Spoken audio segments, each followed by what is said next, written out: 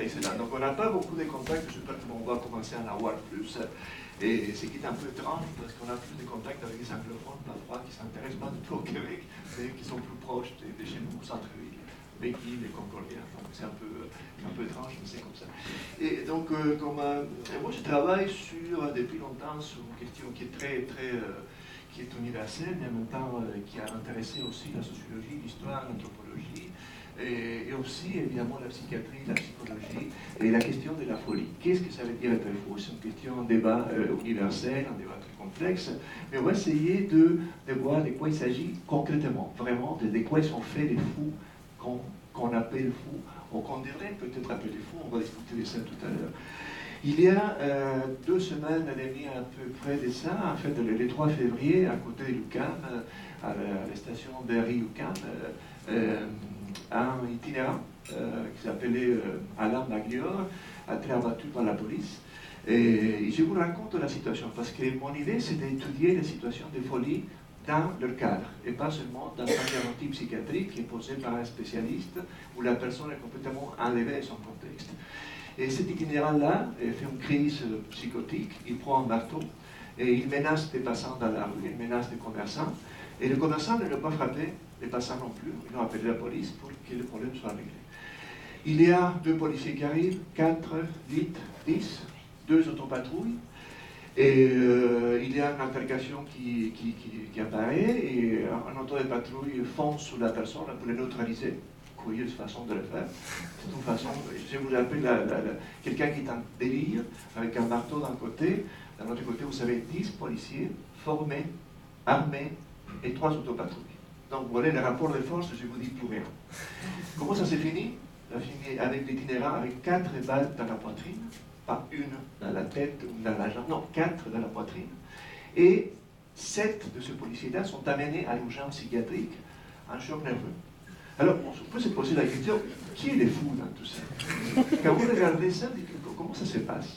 Évidemment, l'explication est très simple. L'itinérant fait un vice psychotique, on ne savait pas trop quoi faire.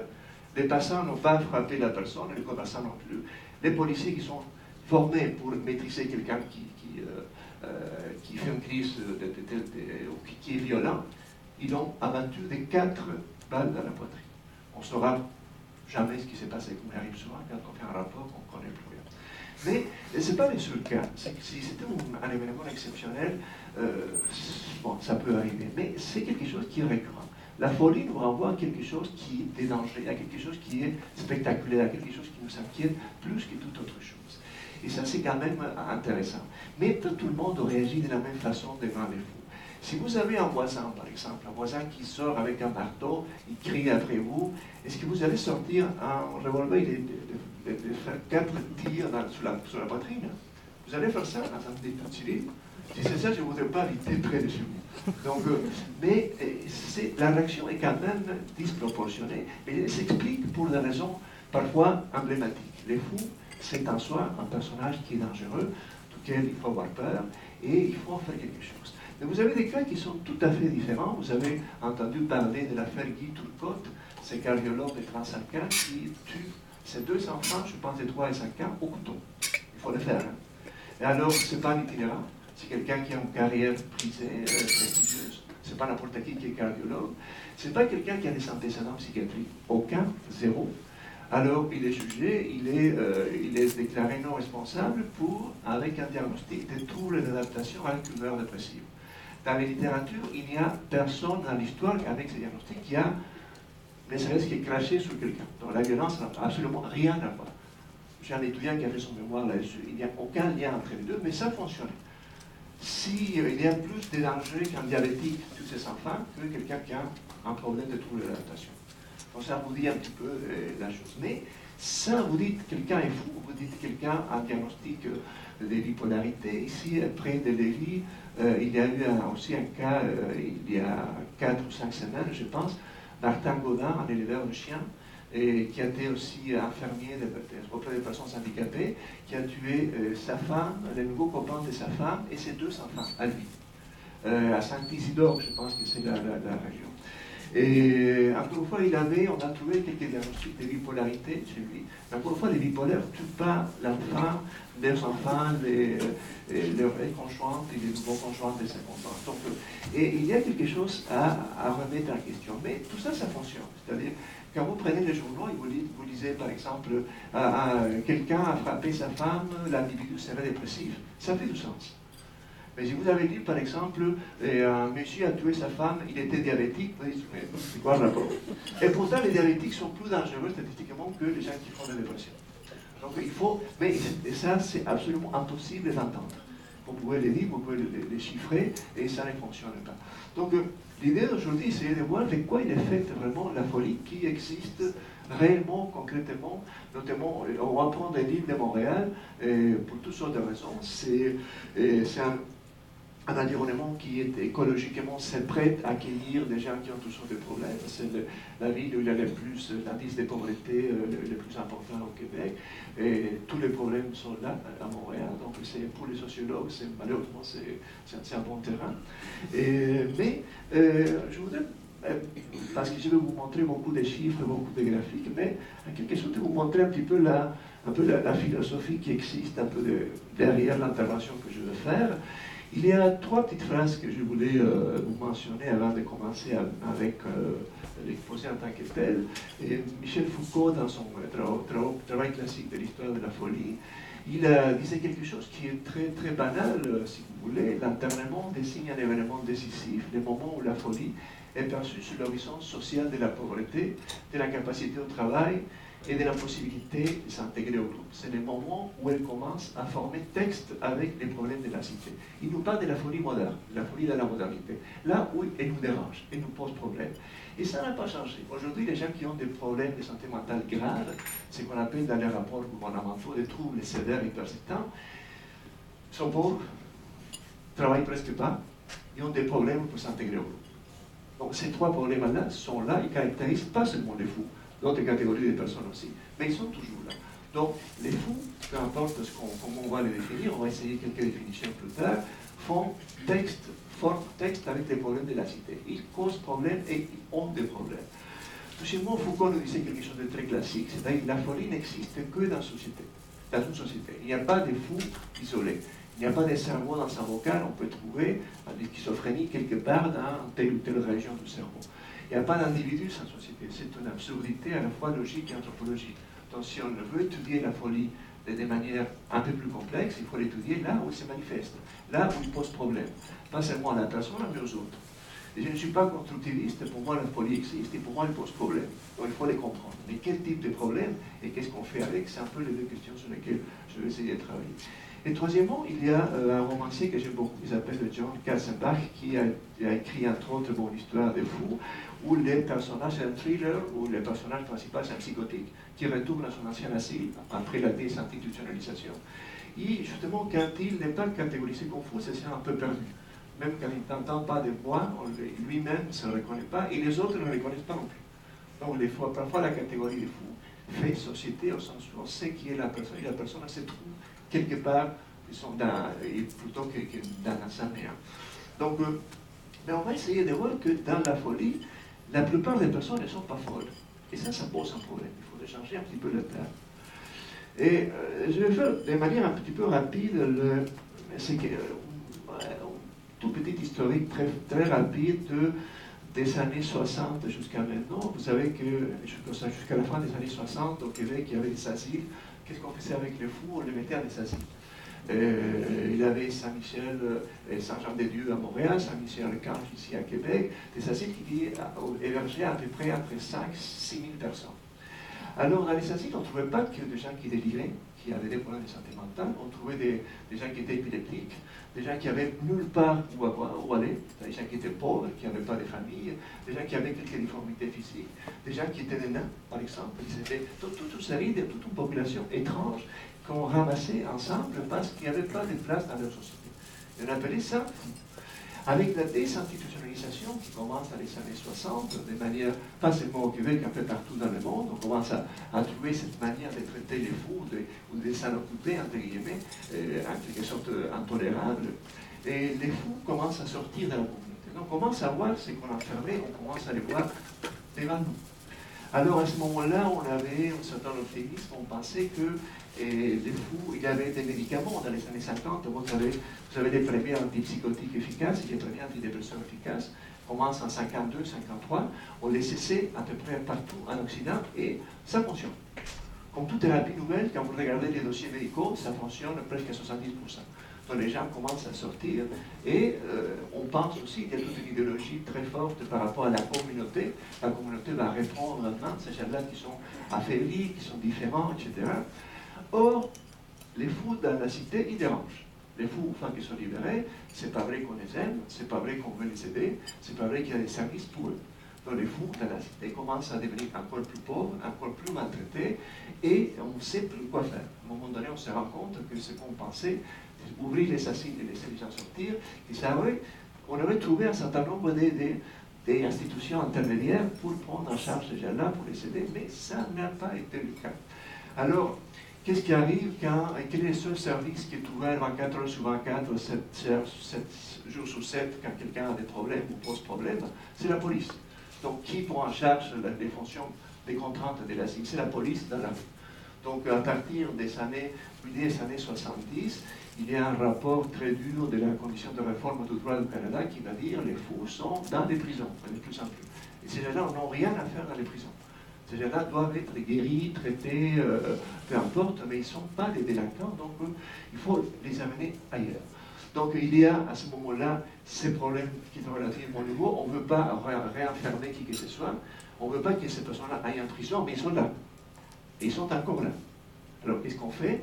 On essaie d'avoir réfléchir à une nouvelle législation, un certain nombre de lois qui déjudiciarisent les comportements violents ou dérangeants. On voit qu'il y a un problème de santé qui peut être soupçonné être à la base de ce qui se passe. Donc on essaie de contrer la judiciarisation par une politique globale au Québec qui fonctionne relativement bien pour sortir les gens de la prison, mais les gens continuent à être dans la rue. C'est-à-dire, pour être en société, il faut être quelque part. Et quand vous n'avez chez soi, vous êtes dans la rue, ou vous êtes en train de déranger. Quand vous êtes dans la rue, vous dérangez, forcément, parce que vous dérangez les passants, les commerçants, et personne ne veut être des fous devant chez soi. C'est pour ça que toutes les ressources pour les personnes pauvres, pour les personnes qui ont des problèmes de santé mentale, pour les toxicomanes, etc., se trouvent dans des régions très concentrées, dans les centres-villes de Montréal, et pas dans Westmount, dans Outremont, dans les quartiers résidentiels. Il n'y en a pas. Voilà,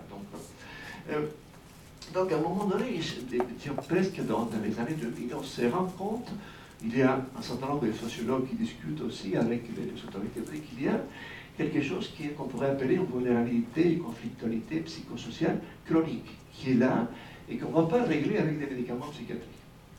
Les gens qui sont dans la ville peuvent prendre tous les médicaments de la planète, les problèmes sociaux, c'est-à-dire qui posent ces personnes ou que ces personnes subissent en quelque sorte, ne vont pas être réglés. C'est la même chose pour la dépression. La dépression, même si je ne veux pas parler de ça aujourd'hui, on n'a jamais pris autant d'antidépresseurs qu'aujourd'hui. C'est-à-dire, au Canada, c'est les premiers médicaments vendus en pharmacie. Au Québec, c'est les 12e, après les médicaments contre le cholestérol. Et on n'a jamais été autant déprimé. C'est-à-dire, logiquement, si on croit à l'efficacité de la thérapie, plus on prend d'antidépresseurs, la dépression devrait fléchir un petit peu quand même. Mais non. Soit elle stagne, soit elle monte.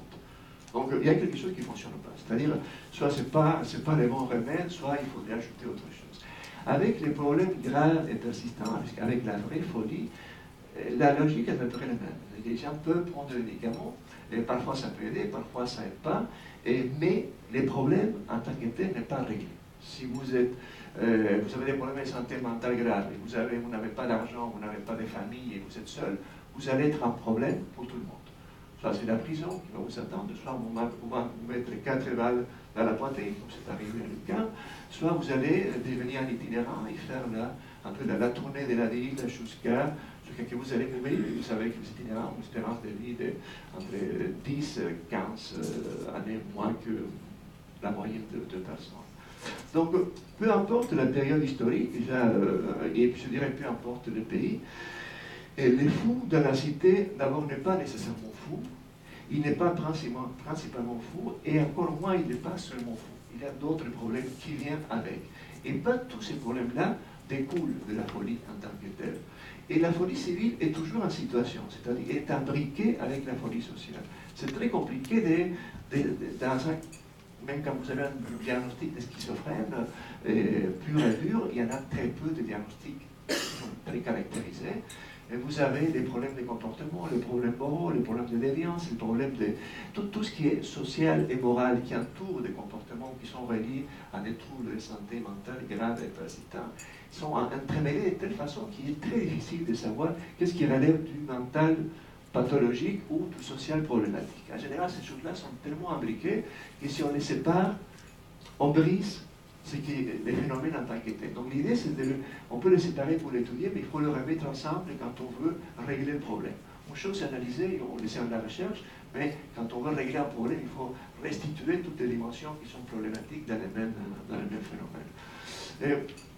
Je disais que depuis 3 décennies, on prend conscience un petit peu de ça, de manière un peu étrange. C'est-à-dire, aujourd'hui, tout ce qui pose problème dans la société a une dimension psychologique ou mentale. C'est très difficile, si quelqu'un est violent, qu'on pose un geste de violence, qu'il n'y ait pas une argumentation, un certain nombre de raisons qui disent, bon, là, il y a un problème de santé mentale qui est sous-jacent. Par exemple, dans le cas de Guy Turcotte, c'est qu'on disait, il y a un trouble de personnalité sous-jacent. Il s'est révélé quand, pourquoi lui, plutôt qu'un autre, mais son explication qui ne vaut pas un clou, mais qui savait le sens. Je dis, bon, vous avez tué votre conjointe, mais vous avez un problème en trouble de personnalité sous-jacent. Mais de toute façon, on l'a vu apparemment, mais vous avez tué votre conjointe, donc c'est pas normal, c'est une folie, donc on explique. Donc, mais c'est quelque chose qu'on voit très souvent, et notamment avec cette idée-là des troubles de la personnalité qui explique ce qui est inexplicable, mais que, encore une fois, ça ne nous sert à rien pour régler ou pour gérer un certain nombre de problèmes avec lesquels on vit. Donc il y a toute une région, disons, du social problématique ou des psychosociales problématiques qui est prise en charge par toutes sortes de dispositifs, ce qui va de la police jusqu'à l'hôpital psychiatrique, et qui, en quelque sorte, quand vous regardez les dossiers de ce qui se passe, vous allez voir que c'est pas très clair ce qui se passe. C'est-à-dire, est-ce que les problèmes dont on parle, les sociaux, les psychologiques, les psychiatriques et les culturels, donc quand vous regardez la situation, et pas seulement la personne, vous allez voir que les choses sont très compliquées. Donc, si vous voulez expliquer pourquoi Adam Magliore a été tué les 4 balles de la poitrine, vous ne pouvez pas dire parce qu'il avait une bouffée délirante. C'est pas parce que vous avez une bouffée délirante que vous met 4 balles. Ça n'a aucun sens. Donc, mais il y a beaucoup de conflits qui sont mineurs, qui sont plus répandus, qui sont expliqués par des problèmes de santé mentale en faisant fi de tout le reste. Et si vous faites fi de tout le reste, ce n'est pas seulement que vous ne comprenez pas les phénomènes, mais vous ne pouvez pas le régler, ou aider à le régler en quelque sorte. Et il y a, je vais essayer de montrer de manière un petit peu rapide comment on a changé les cadres législatifs, c'est-à-dire les lois ont changé de manière importante et depuis les 15 dernières années, notamment en prenant compte de cette montée de psychosocial, c'est-à-dire la psychiatrie et les psychiatres que je rencontre régulièrement parce qu'on a un bon dialogue quand même, on met ensemble un certain nombre de recherches, ils sont très mal à l'aise dans les urgences psychiatriques pour régler des problèmes qu'ils ne peuvent pas régler. Quand un itinérant qui fait une crise psychotique rentre dans une urgence, les psychiatres sont frustrés. Parce qu'on ne peut rien faire. Il y a un problème trop complexe, ça nous dépasse, il y a trop de dimensions, mais il faut faire quelque chose. Qu'est-ce qu'on fait? On donne un médicament. On sait que la personne va arrêter de les prendre, donc même si les médicaments règlent le problème, il n'y a pas manière de faire en sorte que la personne continue son traitement. Même si ça fonctionnait, mais ça ne fonctionne pas. Donc il y a, après la fermeture des asiles, il y avait une législation la loi de la protection du malade mental, qui croyait à la maladie mentale. C'est-à-dire, les fous est un malade mental. Si on règle les problèmes de maladie mentale, il va revenir à la vie civile. Et ce n'est pas des gens qui sont déjà informés. À ce moment-là, vous avez des Lazure, vous avez Camille Laurent, vous avez Charles Robert, vous avez des psychiatres qui ont un prestige, pas seulement en psychiatrie, mais aussi en politique, en système de santé. Ce sont des gens qui, ce n'est pas des idiots, c'est des gens qui vraiment croyaient à ce moment-là qu'on pouvait régler un certain nombre de problèmes avec des thérapies qui étaient considérées des pointes à ce moment-là. Alors les problèmes ne fonctionnent pas. Mais ce qui est intéressant qu'à l'époque, dès que vous aviez un diagnostic, et ça fonctionne jusqu'aux années 90, on pouvait vous traiter de force. Si vous manifestez un certain nombre d'éléments de dangerosité envers vous ou les autres, on vous posait un diagnostic, et une fois que le diagnostic était posé, on pouvait vous donner les médicaments de force. Mais on ne vous demandait pas le consentement. Et à partir des années 90, on dissocie ces deux éléments-là, c'est-à-dire la loi P38, qui c'est la loi qui est en vigueur présentement, permet à n'importe qui, un membre de la famille, mais aussi un médecin, mais ça peut être un intervenant social, de demander si la personne pense que quelqu'un est en danger psychologique envers lui ou les autres. On peut demander à la Cour, et ça va très vite, c'est un procédure express, de faire passer un examen psychologique de force à cette personne-là, un examen psychiatrique. L'année par la force, avec un autopatrouille, ça veut dire dans un centre hospitalier, et l'obliger à passer 2 examens psychiatriques. Si les deux concluent à la dangerosité, la personne va rester dans l'hôpital. Sinon, si l'un des 2 examens ne fonctionne pas, la personne va être libérée. Mais même si les 2 examens concluent à l'existence d'un problème de santé mentale, on ne peut pas la traiter de force. Il faut lui demander le consentement. Et pour ça, il faut activer d'autres mesures légales, ce qu'on appelle les autorisations des soins, des juridiques de soins, qui complètent en quelque sorte ce que la loi mettait ensemble en 1972. Mais ce qui est important, c'est que ce qui reste toujours les critères d'intervention forts, c'est cette idée de dangerosité mentale. Les fous, il faut s'en occuper quand il est dangereux. Et la psychiatrie est toujours l'expertise clé du dispositif, toujours. Mais il y a d'autres étrangers qui commencent à entrer dans la loi. Aujourd'hui, ce n'est pas seulement les psychiatres qui peuvent faire une estimation de la dangerosité, mais aussi les travailleurs sociaux, les intervenants communautaires. Et pourquoi? Parce qu'on avait parlé tout à l'heure de cette sorte de phénomènes psychosociaux chroniques. Parce que qui s'occupe des gens qui ont des problèmes de santé mentale et sociale ensemble et imbriqués? Ce sont les travailleurs sociaux, les intervenants communautaires, les ressources en ville qui s'occupent des itinérants, des gens qui n'ont personne. Donc ces gens-là sont directement en contact avec ces populations. Donc la loi essaie de leur donner un pouvoir qui doit leur revenir parce qu'eux connaissent mieux ces personnes qu'un psychiatre qui va aller voir 5 minutes dans son urgence psychiatrique. Donc on ouvre un petit peu l'expertise, ce qui a des bons côtés et des mauvais côtés. Pour que la loi puisse être utilisée, vous n'avez pas besoin d'être fou, d'avoir un diagnostic psychiatrique, mais vous avez besoin de démontrer que l'état mental de la personne est dangereux. Quand je passe de la maladie à l'état mental, d'abord, il y a un phénomène de déstigmatisation, c'est-à-dire se dissocie cette image, maladie mentale est associée à la violence, mais je élargis d'un autre côté, d'un côté je combats un préjugé, ce qui est très bien, et d'un autre côté j'élargis les registres d'application de la loi à tout ce qui est état mental. Si vous n'avez pas un antécédent psychiatrique, mais votre état psychologique me semble très proche de la violence, là je peux appliquer la loi, même si vous n'avez aucun antécédent psychiatrique. Donc, on évacue la maladie mentale, en tout cas dans la lettre, pas forcément dans l'esprit, mais on élargit la possibilité d'intervention. Donc on a, comme je vous disais, on a l'élément les plus... Il y a plusieurs manières d'essayer d'étudier concrètement, empiriquement, la folie et les fous et ce qu'ils font. Comme je vous dis, aujourd'hui on enferme peu de fous. Vous avez quelques-uns qui sont enfermés à Montréal, dans les 2 hôpitaux psychiatriques, l'hôpital anglophone Douglas et l'autre hôpital l'UH La Fontaine. Vous avez quelques personnes qui sont là et qui n'ont aucune autonomie. Vous avez les hôpitaux sécuritaires comme l'Institut Pinel. Vous avez des gens qui sont des délinquants dangereux, en quelque sorte. Vous avez ces 3 dispositifs qui sont fermés mais qui ne sont pas représentatifs de l'ensemble de la folie qui pose problème dans la vie. Donc il y a 2 instruments juridiques qui permettent en quelque sorte d'interpeller ces gens-là. Le premier, c'est la loi P38 qui nous permet, avec la garde provisoire, d'aller chercher quelqu'un dans la cité, quelqu'un qui n'est pas forcément dans un hôpital, ou quelqu'un qui est dans la rue. Vous pouvez, si un membre de votre famille pose problème de ce genre-là, vous pouvez de manière très vite activer ces mécanismes-là. Je ne vous donne pas les idées, mais ça fonctionne très bien et très rapidement. Et le deuxième élément, c'est si la personne résiste à son traitement, et il y a ce qu'on appelle les autorisations judiciaires de soins, c'est une procédure encore une fois très rapide qui permet de traiter quelqu'un contre son gré de manière assez forte. Si vous vous situez un petit peu dans la situation, quand vous amenez quelqu'un dans une autopatrouille devant un juge, la personne est en crise, ou démunie, ou est une itinérante, et d'un autre côté, vous avez l'hôpital psychiatrique, dans la personne de médecin traitante, de l'avocat de l'hôpital, et les juges au milieu. La personne parfois est représentée par un avocat des services, parfois non. Le déséquilibre des rapports de force symbolique est tellement fort que vous n'avez aucune chance de vous en tirer.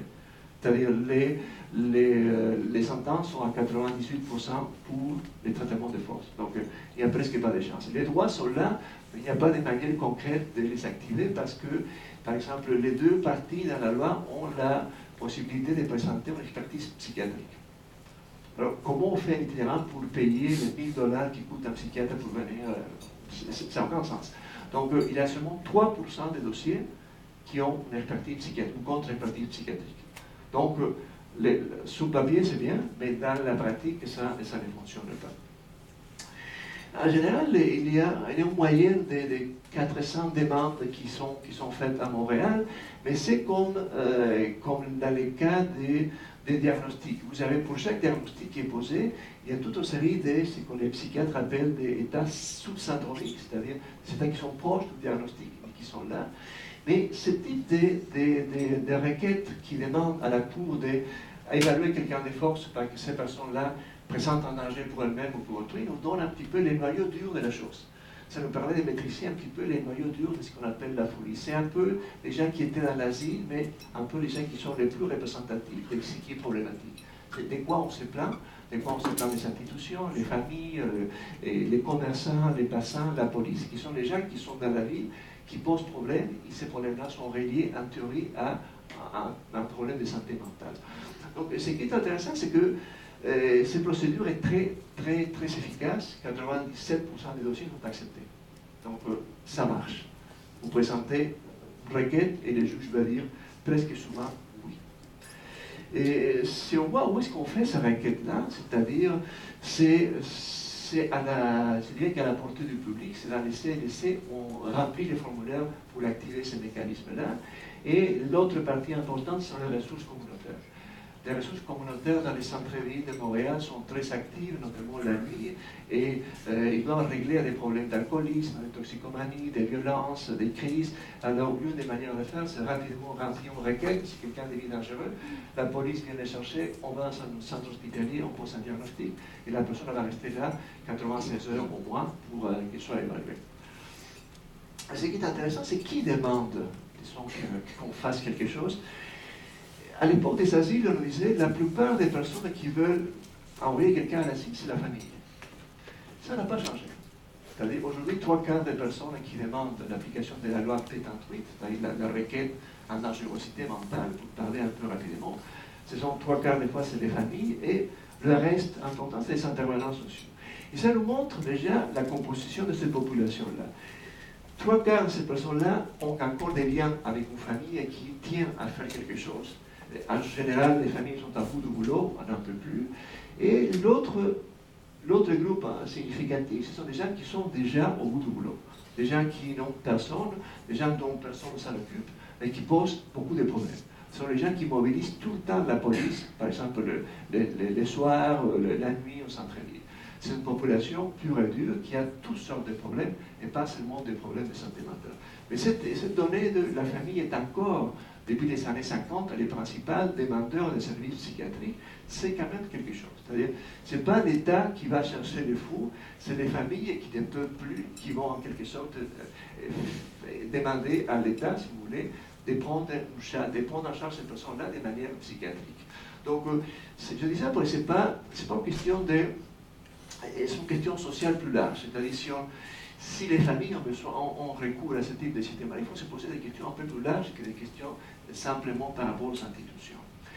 Et qui sont, en général, plus les problèmes de santé mentale est grave, plus on va avoir d'hommes que de femmes. Si vous prenez par exemple les dépressions ou les anxiodépressions, vous avez toujours 2 fois plus de femmes que d'hommes. Quand vous parlez par exemple des psychoses, des schizophrénies, le taux de masculinité augmente de façon très, très importante.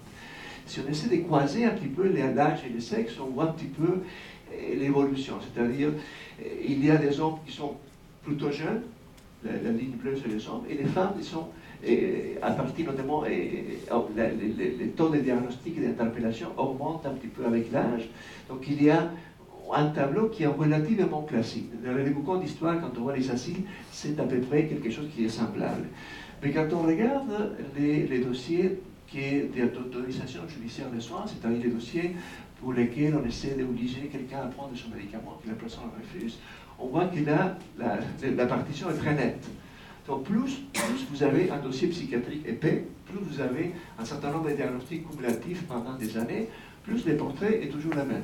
C'est-à-dire les hommes sont plus jeunes, les taux d'interpellation déclinent avec l'âge, et les femmes, c'est le contraire. À partir de 50 ans, les femmes accumulent plus de dossiers psychiatriques que les hommes.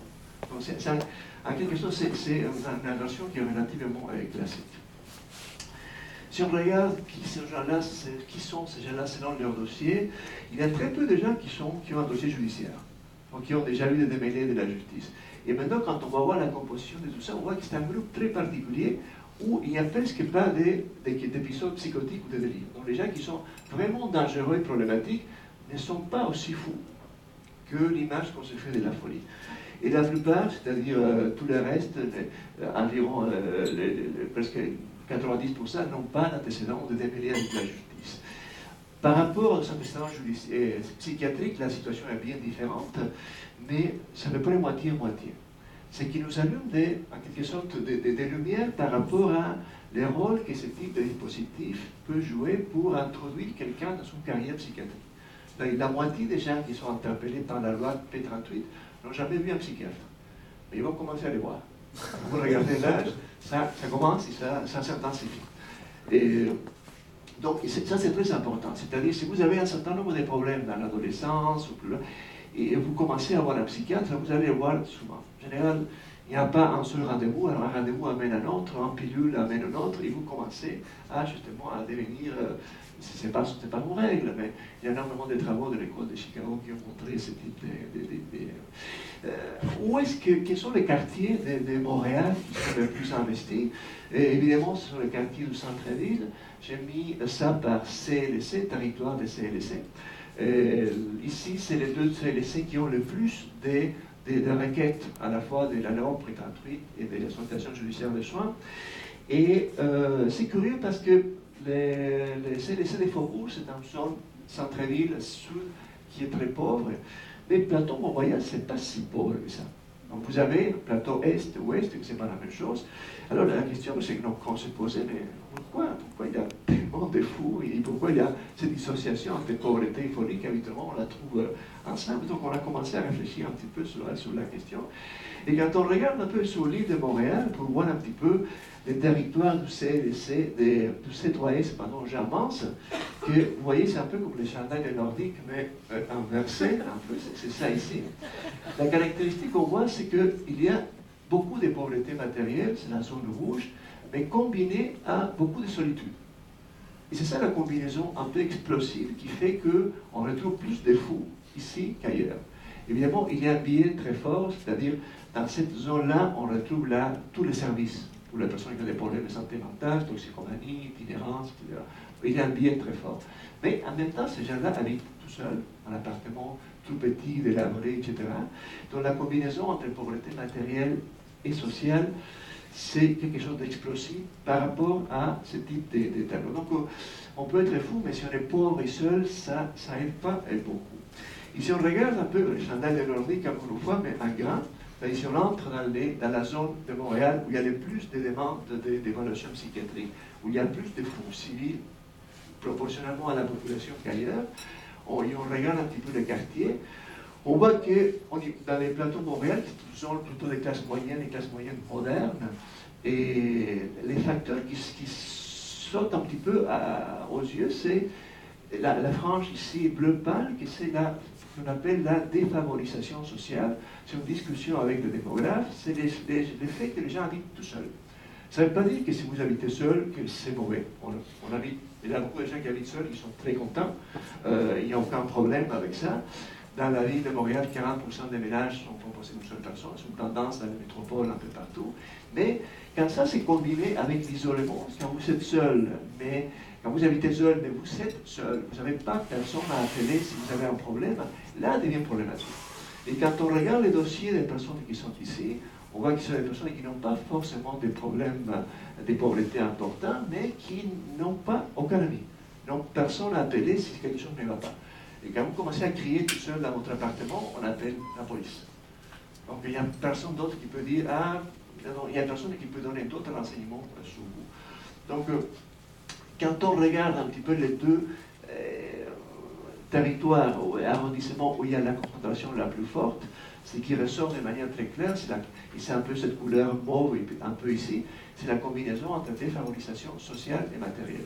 Ces trois endroits, c'est les endroits les plus compliqués de la ville où vous trouvez des fous civils un peu partout. Et cette combinaison-là est explosive. Avec un médicament, vous n'allez pas régler ce problème. Vous pouvez aider à certaines choses, mais pas régler ces problèmes-là.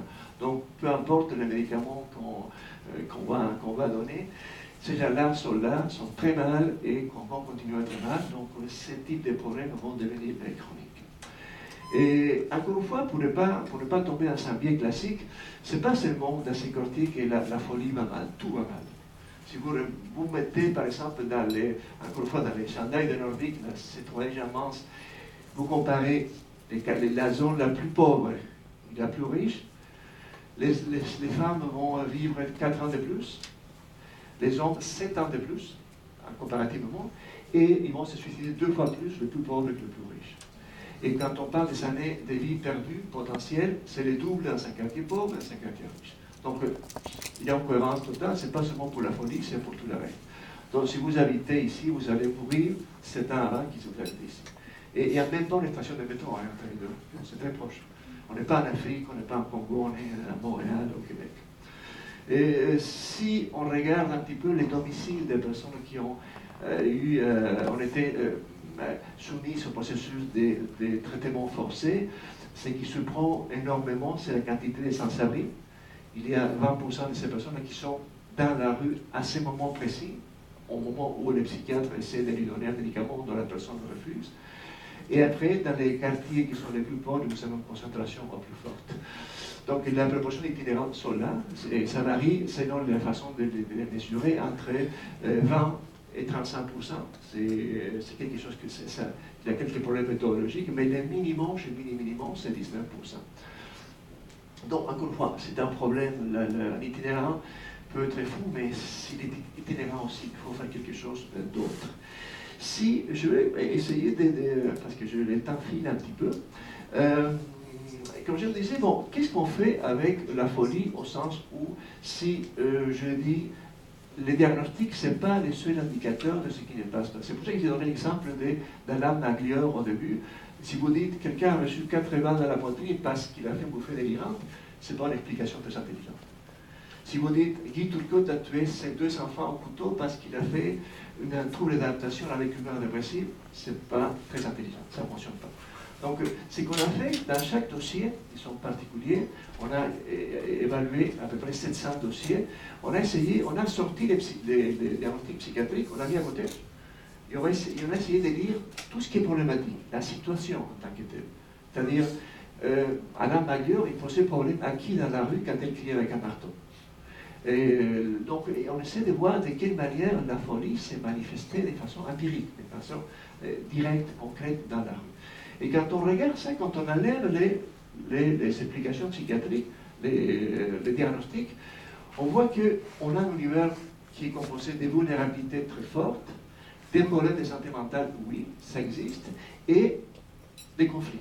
C'est la conflictualité, la vulnérabilité et les problèmes de santé mentale. Tout ça mélangé, et ce qu'on a fait, c'est diviser ça en situation-problème, plutôt qu'en diagnostic. C'est-à-dire, telle personne est dans telle situation-problème, on va essayer de voir la situation-problème de manière complexe. Donc, quand on organise un petit peu chaque dossier en disant, voilà quelle est la dominante problématique, c'est-à-dire où est le problème principal qui apparaît après avoir lu tous les éléments empiriques du dossier, et en général, c'est la vision de l'étranger, pas la vision de la personne elle-même, parce que c'est la police, c'est les femmes de la famille, la déposition du commerçant, c'est un peu la vision de la société sur le problème. On voit que presque la moitié peut être reconnue comme conflit avec la famille, 17% avec conflit avec entourage physique, c'est-à-dire les concierges, les voisins d'en bas, la personne qui connaît un petit peu la personne qui fait une crise, mais pas tout à fait, mais dont il y a un rapport, la personne a témoigné. Et les conflits avec des étrangers, la personne qui a un problème avec quelqu'un qu'il ne connaît pas dans la rue, en passant, en quittant un commerçant, mais qui n'est pas connu de la personne. La catégorie qui répond vraiment à la folie, qu'on a appelée des organisations mentales, où la personne est en délire total, dont la principale dimension problématique est que la personne est folle, c'est-à-dire qu'il n'y a rien à faire, ça s'impose d'un bout à l'autre du dossier, et le risque de suicide. Il y a des gens qui sont suicidaires. Donc, ce qu'on a essayé de voir, c'est de quelle manière, encore une fois, un autre petit biais que je veux expliquer de manière rapide, il y a beaucoup de gens qui agressent, par exemple, des étrangers, et la plupart des fois, c'est la police qui les prend en charge. Donc là, on perd ou on gagne, ça dépend comment vous le regardez, un certain nombre de cas qui ne rentrent pas dans la question de la folie civile. Et de l'autre côté, il y a beaucoup de gens qui font un risque de suicide, qui font une tentative de suicide, et l'ambulance arrive avant que le psychiatre, si vous voulez. Donc on perd beaucoup de ces côtés-là. Donc les deux extrêmes de l'univers de la folie civile, en quelque sorte, sont, si vous voulez, menacés par deux grands dispositifs, les ambulances d'un côté et la police de l'autre, qui vient en quelque sorte gruger les gens qui sont plus violents que fous, les gens qui sont plus suicidaires que, disons, dépressifs à l'extrême. Donc il faut tenir compte que le véritable cœur de la folie sociale, de la folie civile, est fait des conflits avec l'entourage, des conflits avec la famille et des désorganisations mentales, des délires total. Il y a le suicide, il y a les conflits avec les étrangers, mais ce sont des éléments qui sont malheureusement parasités ou contaminés par d'autres dispositifs qui se mêlent avec des dispositifs psychiatriques. On parle des situations problématiques parce que c'est toujours une situation complexe. Il n'y a pas de situation simple. Peu importe les dossiers que vous allez prendre, tout est très complexe. La situation aurait pu dériver, disons, d'une manière ou de l'autre, selon les intervenants qui sont en place, selon l'heure de la journée, selon la situation. C'est pour ça que chaque situation, on l'a fait moduler par, en quelque sorte, j'ai mis la phrase classique de Sartre, l'homme n'est qu'une situation. L'homme n'est qu'une situation, le fou n'est qu'une situation, si vous voulez, de manière pragmatique. Et il y a un certain nombre d'éléments qui sont clés dans la définition même de la folie civile telle qu'elle se présente concrètement dans la cité. Et les lieux, si Alain Maglier avait fait sa crise dans un refuge pour itinérants, il n'y a personne qui est armé dans son refuge pour itinérants, il aurait, une ambulance serait arrivée, ils auraient pas été tués. Donc c'est un détail des lieux, ça peut faire la différence entre la vie et la mort. Et les conditions matérielles, c'est-à-dire la manière dont la personne vit, c'est très important pour le type d'intervention qui va s'en suivre. Les rapports avec les autres. Insulter à l'étranger et insulter quelqu'un de la famille, c'est pas la même chose. La personne de la famille ne va pas forcément aller à la police, à l'étranger peut-être oui, il va porter plainte. Les circonstances, c'est-à-dire la manière dont les choses se passent, des petits détails qui peuvent faire dégénérer une situation sont aussi très très importants. Et aussi l'état de la personne. On est des individus, si on parle de santé mentale, il y a une psychologie qui est instable et qui varie. Et pendant une crise, on n'est pas la même personne que quand on n'a pas une crise. Donc, ces 5 éléments doivent être combinés pour comprendre un peu les situations. Et dans chaque situation, il y a au moins deux éléments qui sont clés. D'abord, il y a d'un côté du social problématique, c'est-à-dire des problèmes sociaux clairs, pour lesquels la psychiatrie peut faire la chose, mais aussi il y a du mental perturbé. Il y a quelque chose qui ne va pas dans l'esprit de la personne. Moi, je vous ai dit, je ne suis pas constructiviste, je ne pense pas que la folie est construite de A à Z par la société. Il y a dans la psyché quelque chose qui peut aller bien, qui peut aller mal. Je ne suis pas compétent pour faire l'évaluation de ce que c'est, pourquoi ça va bien ou pas mal, pourquoi on voit un diable le matin quand on prend le petit déjeuner. Je ne sais pas pourquoi l'expliquer, mais ça existe. Empiriquement, les délires, les hallucinations, tout ça existe. Donc c'est pour ça que dans chaque situation, on a essayé de séparer les mentales perturbées du social problématique. On a essayé de faire la même chose pour chacune de ces catégories, pour voir un peu de quoi il s'agit, de quoi on se plaint. Et on a fait un petit peu le décompte de tout ce qu'on pouvait caractériser, pas en fonction des manuels de psychiatrie, pas en fonction des manuels de travail social, mais en fonction de ce qu'on a dans les dossiers. La question qu'on s'est posée, qu'est-ce qui pose problème aux individus qui en souffrent, aux autres? Qu'est-ce qui pose problème et qu'est-ce qu'il faut gérer d'une manière ou d'une autre? Et d'un côté, dans les mentales perturbées, on a du délire, les gens qui vont vraiment au fond des délires en bonne et forme. Un délire, c'est un récit structuré qui est manifestement imaginaire. Si quelqu'un qui disait que Philippe Couillard m'a violé hier, c'est peut-être difficile à croire. Et confusion, c'est-à-dire la perte de repère dans le temps et dans l'espace, la persécution, c'est-à-dire des gens qui se sentent persécutés pour toutes sortes de raisons, mais ce n'est pas parce que vous vous sentez persécuté que vous êtes un fou, que vous êtes un délire. Mais c'est une manifestation psychologique, et les raisons ne sont pas là. Il y a des gens qui se sentent épiés tout le temps, observés tout le temps. Et des conditions objectives n'avalent pas le récit de la personne. Il y a des hallucinations, il y a beaucoup de gens qui font des hallucinations, mais qui sont conscients qu'ils ont des hallucinations. Il y a beaucoup de personnes qui ont des auditives, visuelles, gustatives, tactiles, mais ça ne veut pas dire que, parce que vous avez des hallucinations, vous êtes fou, que vous êtes incapable de mener votre vie. Il y a des groupes de personnes à Montréal qui ont des hallucinations, qu'on appelle les entendeurs de voix, les écouteurs de voix, qui essaient justement de gérer ce type de problème. Encore une fois, ça existe, c'est un problème, mais ce n'est pas forcément quelque chose qui va vous disqualifier à tous les niveaux. Mais il y a trois éléments qui sont un peu plus... c'est là où la folie et des caractéristiques des comportements personnels, un peu, il y a une frontière qui est un peu limite. Il y a des troubles de personnalité impulsive, des gens qui passent, qui agissent de manière non réfléchie, de manière assez comportement relativement standard. Il y a des gens qui ont des traits de personnalité violente, des gens qui sont considérés comme bombes à retardement. De la manière de régler les problèmes, c'est toujours la violence physique. Il y a des gens qui ont une personnalité égocentrique, dont les traits, on les connaît tous. Hein. Il faut ajouter la manipulation et les mensonges, mais qui, dans une famille, ça peut causer beaucoup de problèmes. Les automutilations, des gens qui s'automutilent, et les comportements déréglés, parler seul, rire seul, bon, ça fait mal à la personne, mais c'est un comportement qui nous fait peur, qui nous dit, bon, il y a quelque chose qui ne fonctionne pas. Et l'absence d'autocritique, ça on l'a inclus parce qu'il y a des gens qui, par exemple, vivent dans une insalubrité manifeste et disent, non, tout va bien. Donc, c'est les travailleurs sociaux qui nous ont aiguillés un petit peu vers... Donc, tout ça, on l'a mis du côté psychologique parce qu'on pensait qu'on relève plus de la psychologie que d'autres choses. Et du côté du social problématique, la question de la vulnérabilité matérielle et sociale est massive, est très importante. L'agressivité générale, il y a beaucoup de gens qui sont agressifs, mais ce n'est pas parce qu'on est agressif qu'on va frapper quelqu'un. Je parle plus de l'attitude et de la propension à la menace. Les dérangements, c'est une dimension omniprésente aussi. Les comportements violents, c'est-à-dire physiquement violents, ou les menaces homicidaires claires et précises. L'abandon de soi, c'est laisser aller. Le petit délit, il y a une partie des personnes qui sont intégrées dans la marginalité ou même de manière ferme, dans des drogues, prostitution, petit vol, etc. La fuite, donc, de la fugue jusqu'à l'itinérance, la tentative ou la menace de suicide, les dépendances et les rapports problématiques à l'argent.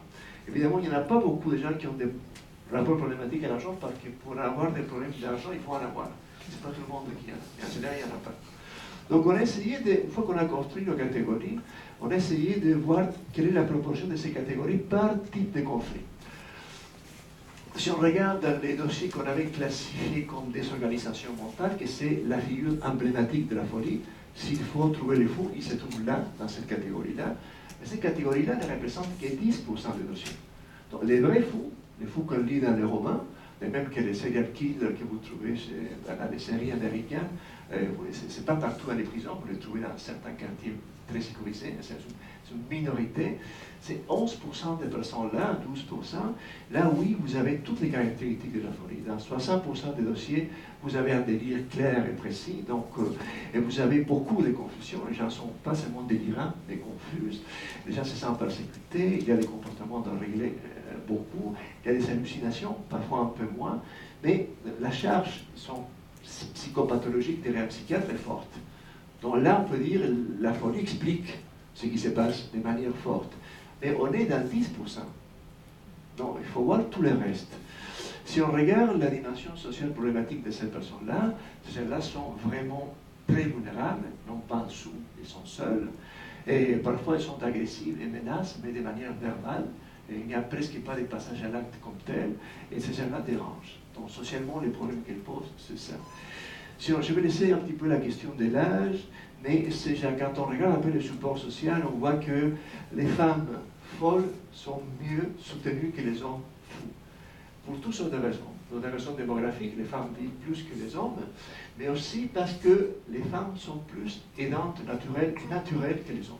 Donc les conjointes des fous les soutiennent plus longtemps que les conjoints à la conjointe. Donc il y a, on vit dans une société quand même un petit peu patriarcale, donc ça se reflète un peu aussi dans les soutiens des uns aux autres. On voit la présence énorme des intervenants sociaux, des travailleurs sociaux, notamment dans les cas des femmes. Si on regarde, je vais passer à la catégorie des suicides, c'est encore 10%. J'insiste, c'est un chiffre qui est un peu biaisé parce que les ambulances vont couper, parfois, vont prendre, la personne se coupe les veines de manière dans l'acte. C'est pas l'examen psychiatrique qui est le plus présent, c'est amener la personne justement la guérir. Donc on perd beaucoup de cas. Mais ce qui est intéressant, c'est que les suicides ne sont pas fous du tout. Tout ce qu'on trouve des psychopathologies dans les dossiers, c'est cette catégorie-là, dans moins de 30% des dossiers, des blessures auto-infligées. C'est-à-dire qui vont se mutiler d'une manière ou d'une autre.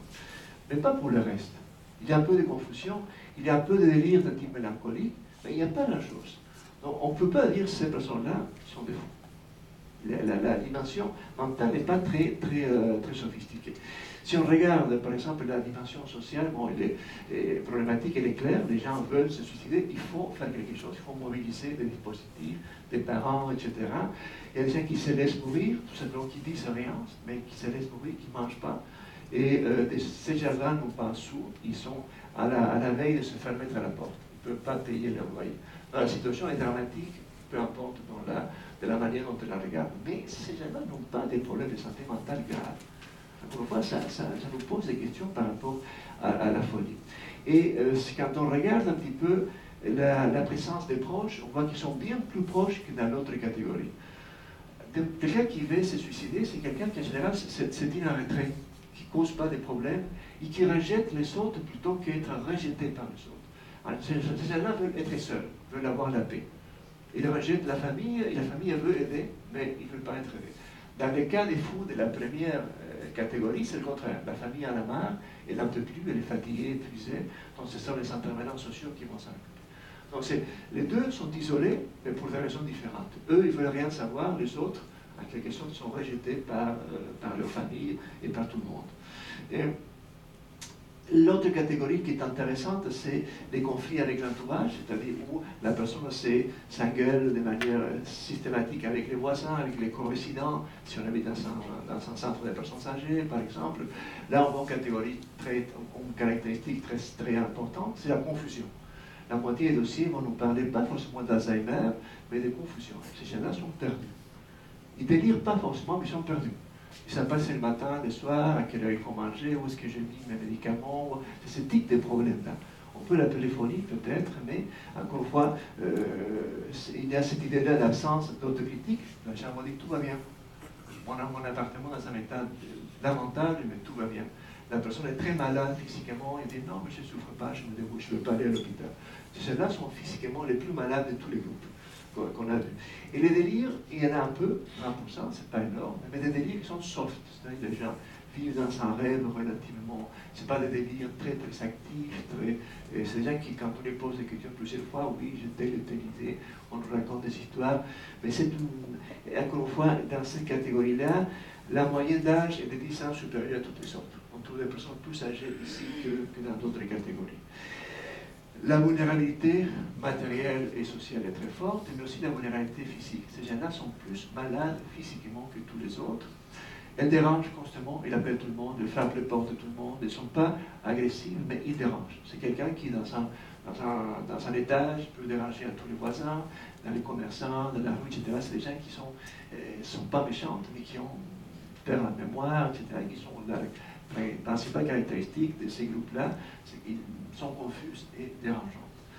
Et quand on regarde un petit peu qui sont proches de ces gens-là, on voit que c'est la catégorie des conflits, des situations problématiques qui est la moins supportée. Il y a 35% de la famille chez les hommes et 40% de la famille chez les femmes.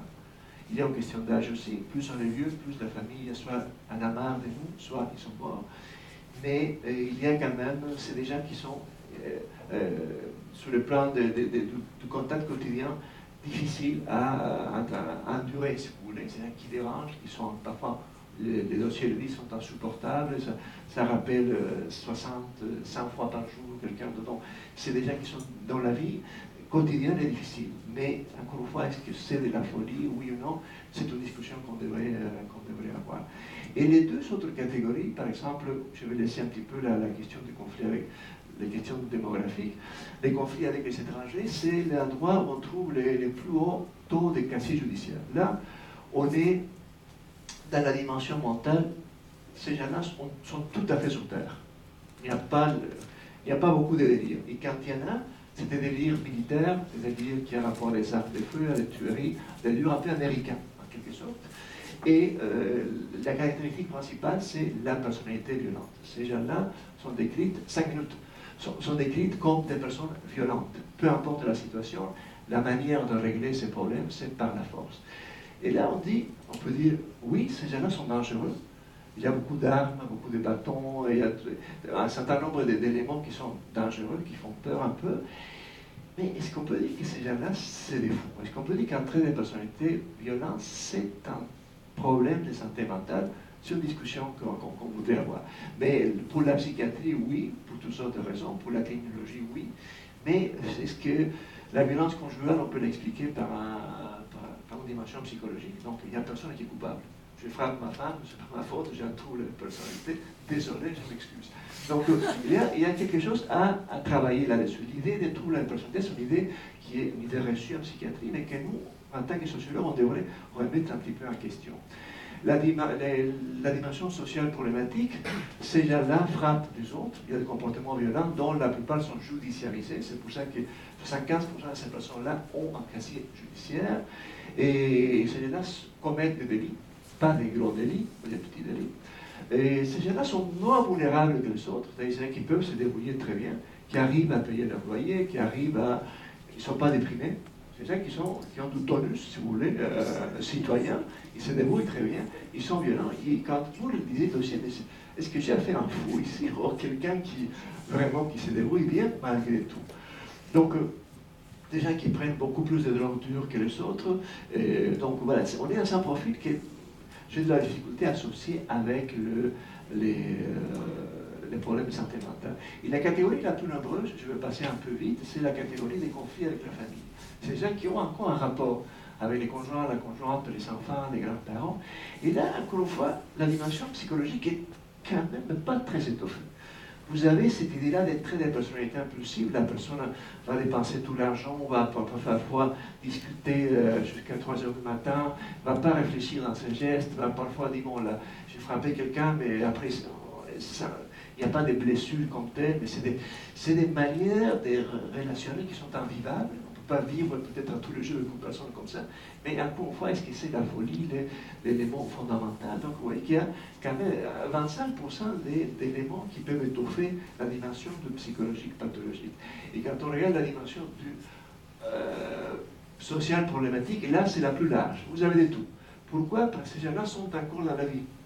Il y a des vestiges de vie ordinaire, comme la vôtre, comme la mienne. Il y a des enfants, il y a un peu d'argent, il y a les fugues, il y a l'emploi.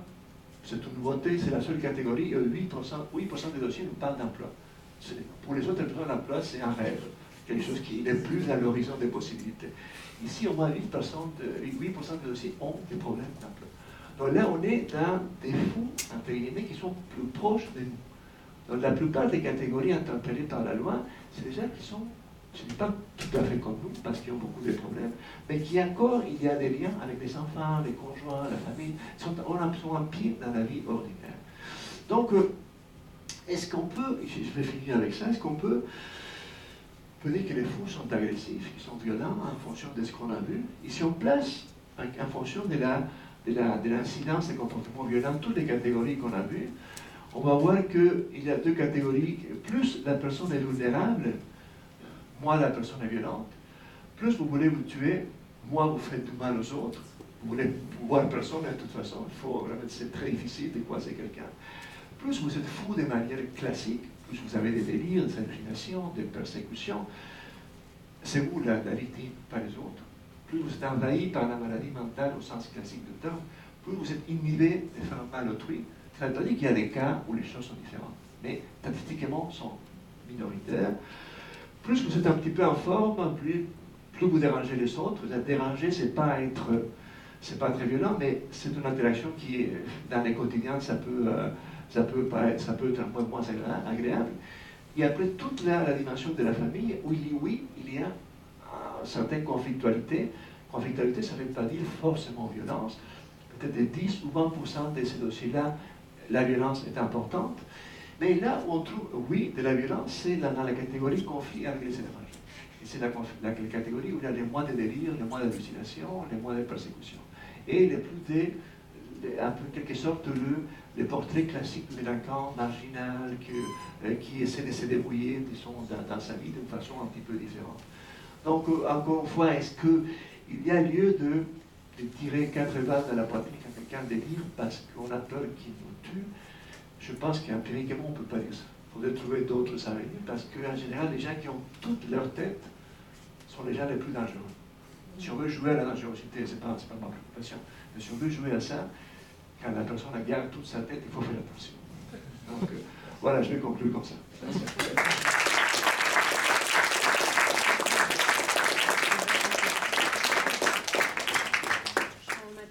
Période de questions jusqu'à 1 heure environ. Alors, c'est une question. Oui, je AJS, c'est quoi ça veut dire? Pardon? AJS, les initiales, on voyait souvent AJS sur les tableaux comme titre.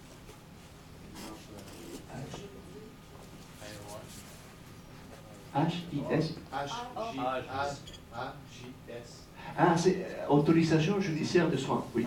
C'est l'ordre d'un juge de la Cour supérieure qui oblige à vous soumettre au traitement du psychiatre.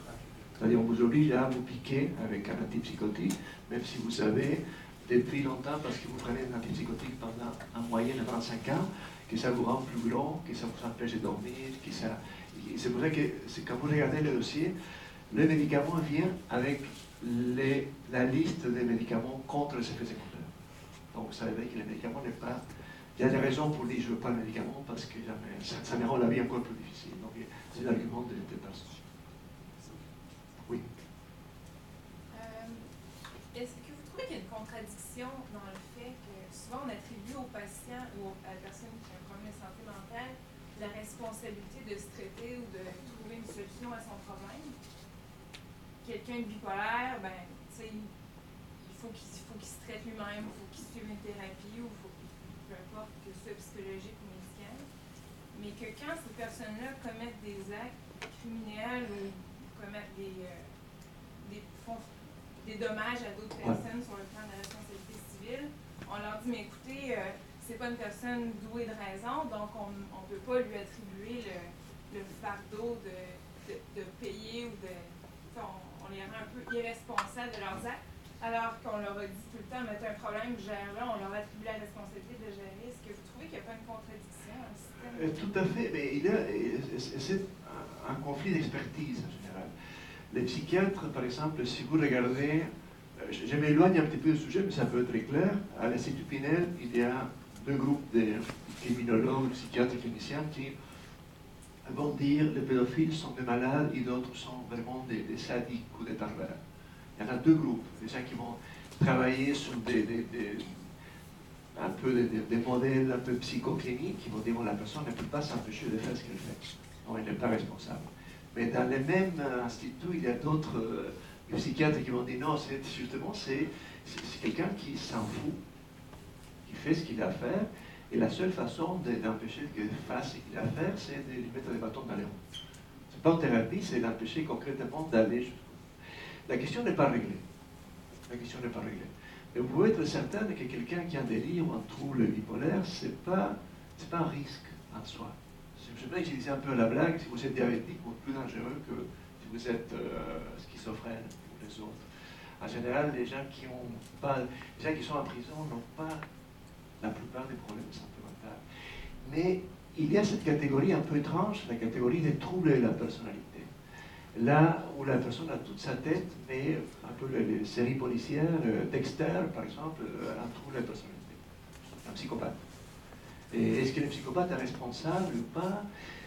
Pour les systèmes, pour les dispositifs sécuritaires, ça pose aucun problème, il faut l'attraper, c'est tout. Là. Il n'y a pas de discussion à faire. Est-ce que la personne est responsable ou non? Peu importe, il faut la coffrer, il faut la mettre en prison. Et les problèmes se posent quand il y a des cas particuliers, comme dit Turcot, des gens qui passent à l'acte une fois dans leur vie. Mais contre ça, il n'y a absolument rien à faire. Mais, et c'est absolument, c'est rendre, à mon avis, c'est rendre un mauvais service au fond, au vrai fond, de dire que Guy Turcot était fou. C'est une façon de dire, ah, regardez, les fous sont dangereux. Non, il n'était pas fou du tout. Il a fait ce qu'il a fait. Peut-être n'importe qui d'entre nous pourrait le faire dans une circonstance particulière, mais il n'y a rien qui... C'est très difficile. Il y a des cas particuliers, des gens qui entrent dans des délires mystiques, par exemple, qui vont tuer quelqu'un, ça existe.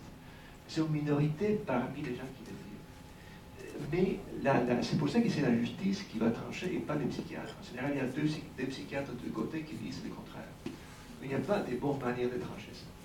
Et en société, on est tous responsables de ce qu'on fait la plupart du temps. En général, les questions de non-responsabilité, c'est un débat très, très, très compliqué. Et pour dire que quelqu'un n'est pas vraiment responsable d'avoir commis un crime, et pour trouver la base de la non-responsabilité dans un problème de santé mentale, il faut que la personne ait un dossier psychiatrique très, très long et très lourd dans l'État. Là, ça pourrait fonctionner. Quelqu'un qui a tout le temps vécu à côté de la réalité. Et quand ça arrive, une fois, plaider ou pousser des folies, en général, c'est une stratégie. Et il n'y a rien qui pousse un bipolaire à tuer qui que ce soit, un déprimé ou un schizophrène à tuer les autres. Mais les troubles de la personnalité, c'est un mystère. C'est-à-dire parce que, si vous connaissez un peu les manuels de psychiatrie, le DSM-4 ou le DSM-5, pendant toute l'histoire de la psychiatrie, on nous a dit que les troubles de la personnalité, ça ne se guérit pas, ça fait partie de la personne, il n'y a pas grand-chose à faire, ça évolue pas dans le temps, c'est presque universel. Quand vous passez du DSM-4 de 1994 au DSM-5 de 2013, on a passé de 10 troubles de personnalité à 6. Donc, ce qui ne changeait jamais a changé de 10 à 4. Pour une raison quelconque, il y a 4 troubles de personnalité qui ont disparu. Ce que nous avait appris jusqu'à 1994, c'est que non, ça ne changeait pas, mais ça change. Mais c'est tout ça pour dire qu'on ne sait pas trop ce qu'on met dedans. Ça fait notre affaire. Il faut se poser à un anthropologue, se regarder de l'extérieur comme une société qui ne peut pas s'expliquer certains gestes qui sont absolument effroyables à tout point de vue. La folie, c'est notre façon de dire, bon, voilà, il était fou, il a fait ce qu'il a fait. Est-ce que ça a un sens? Est-ce que c'est rationnel? Dire quelqu'un trouble de personnalité sous-jacente pour expliquer l'horreur, c'est rien dire. C'est pas scientifique, c'est pas... ça fonctionne. Si vous dites, lui a tué sa femme, mais il était déprimé, il y a un sens qui est fait là-dessus. Je vous dis, lui a tué sa femme, et puis son cholestérol était très élevé, là vous rigolez. Mais il n'y a pas de rapport entre être déprimé et tuer qui que ce soit. Il n'y en a pas. Il y a encore moins à avoir un trouble d'adaptation comme Guy Turcot et tuer qui que ce soit. Il n'y en a pas. Mais il y a cette association-là emblématique entre la folie. Pourquoi les policiers ont tiré 4 balles sur quelqu'un qui est en train de faire prise de folie? Si c'était Montboucher, par exemple, qu'est-ce qu'on aurait déclenché une guerre nucléaire, parce que lui, oui, il est dangereux. Alors qu'est-ce qu'on fait? Si on met 4 balles en itinérant, quand il y a un motard armé, qu'est-ce qu'on fait?